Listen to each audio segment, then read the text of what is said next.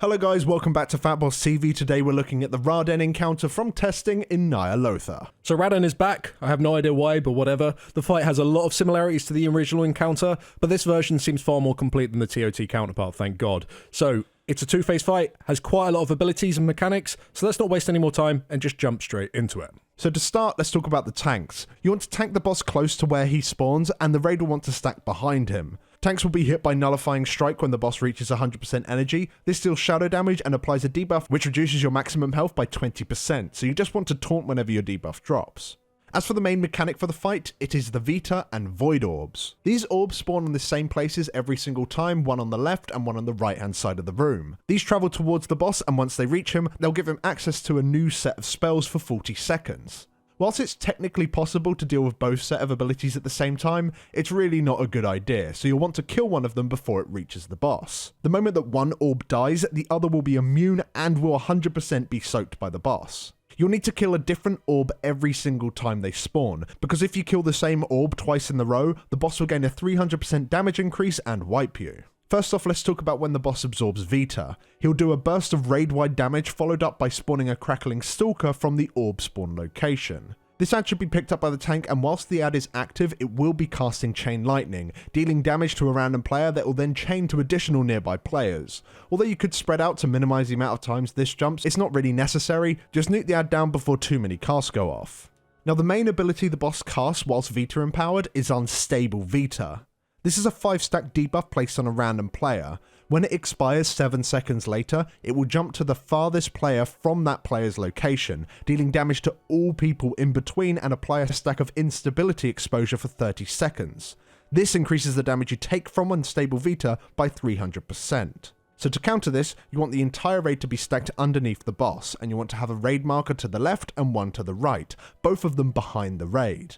The moment the debuff goes out, that player can choose a marker, then we had preset people move to the opposite marker, ready for the debuff to jump to them, and then the moment the debuff jumps from you, you can leave and someone else can take over your position. Once that's jumped 5 times, the debuff will despawn and the fight goes back to normal. Now when the boss absorbs the Void Orb, he'll instead apply a large healing absorption shield on the raid that deals light ticking damage to players whilst it holds, followed up by a Void Hunter that spawns from where the Void Orb came from. This Void Hunter will cast Void Collapse, dealing a massive amount of damage to a single player. However, this damage is split between all players within the targeting circle.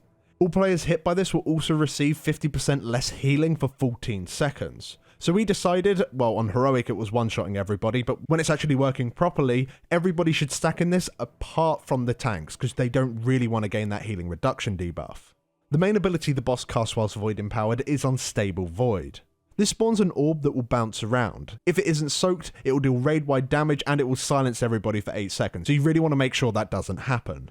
Now soaking the orb will debuff you just like the Unstable Vita did, with a 300% damage taken increase from this particular mechanic, so you only want to soak it once every 30 seconds.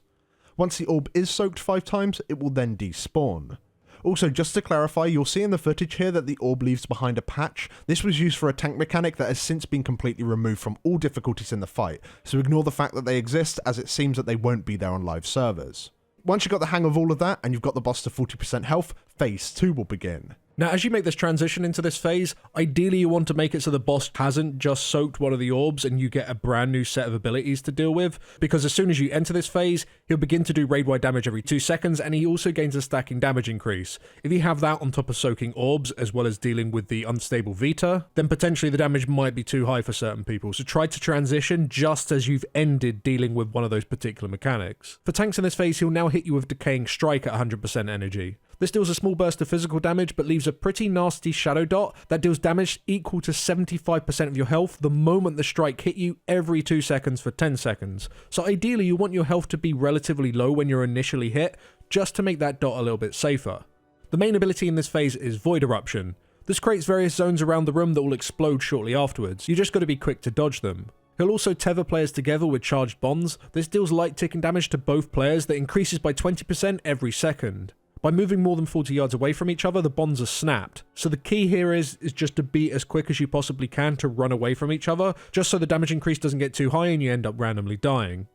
But that's the heroic version of the fight. As for Mythic, it's an entirely new ballgame. Instead of 2 orbs for the boss to soak, there is 3. And just like heroic, when one of them is killed, the others become immune, meaning that the boss will have 2 sets of abilities for you to deal with, rather than just the one. And you're going to have to change which sets of abilities the boss has throughout the fight, because you can't kill the same orb over and over again, otherwise he does become enraged. Meaning at one point, you're going to have to deal with both Vita and Void at the same time, meaning you have to soak the orbs whilst also dealing with the Vita debuff jumping between 2 players, which is completely mad. And to add, in the last phase, there's a new debuff that's put on 3 players that deals a burst of damage to them, and then if they're top to full health within the next 30 seconds, they are just instantly killed. So good luck trying to use healing cooldowns in that last phase without just randomly one-shotting people.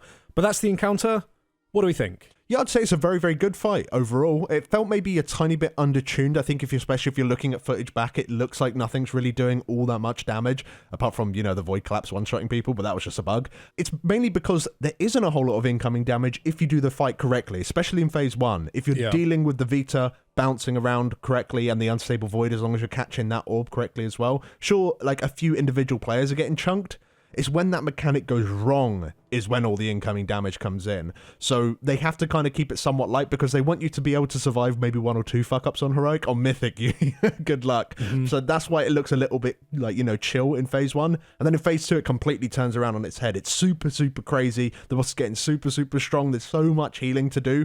It's really good. I like when fights end like that. It's sort of similar to the dragon boss just before this, Vexina, or however you say her name. And it definitely encourages you to think about bringing execute DPS to this encounter just to make sure you can get through it in time. I also think, kind of said this a little bit in the Lapse episode as well, that this fight is going to be insane on Mythic. It's all about learning all of the different combinations of orbs that you can get, especially with the new orb, the Nightmare orb, so you can have Vita and Void, or Vita and Nightmare, or Void and Nightmare. If you can do those phases and you get them locked down, then in theory, the fight should just go very, very smoothly. And because you get to choose, it's going to be very interesting on progress. It's going to be sort of similar to Fallen Avatar, a little bit in Tomb of Sargeras, where, okay, so we're just going to learn Vita and Void. Okay, we got that under wraps. Let's not bother doing that anymore. Let's do Vita and Nightmare now. Okay, we've got Vita and Nightmare under control. You're not going to get under control. That shit looks crazy. But say you got it under control. Okay, now let's just go and do the last combination. And once you got all 3 of them set, then you want to try and actually go for a proper full-on pull. Yeah. So that's going to be a very interesting thing. We haven't seen that in a fight in a long time where you have those sort of choices. And it's going to be very interesting to see what people actually want to use.